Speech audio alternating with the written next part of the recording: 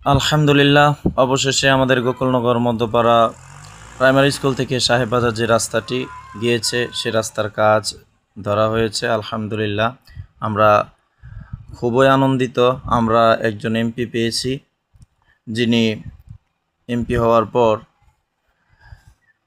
রায়পুরা থানার বিভিন্ন রাস্তার মেরামত কাজ করতেছেন এবং নতুন করে রাস্তা করতেছেন। আল্লাহর কাছে লাখো কোটি শুকরিয়া।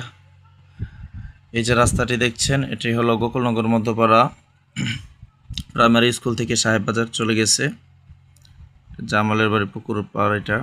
আর এটা হলো পুকুরের উত্তর পাশ। এই যে ইটের কঙ্কর এবং রাস্তা মধ্যে বালু ফেলানো হচ্ছে।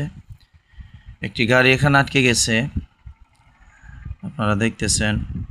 বালি নেওয়ার সময় গাড়িটা আটকে গেছে, তো অনেকক্ষণ যাবৎ চেষ্টা করতেছে, গাড়িটা উঠাতে পারতেছে না। তো সব মিলিয়ে আল্লাহ তাআলা দরবারে লাখো কোটি শুকরিয়া। অবশেষে আমাদের এই রাস্তাটি হবে ইনশাল্লাহ।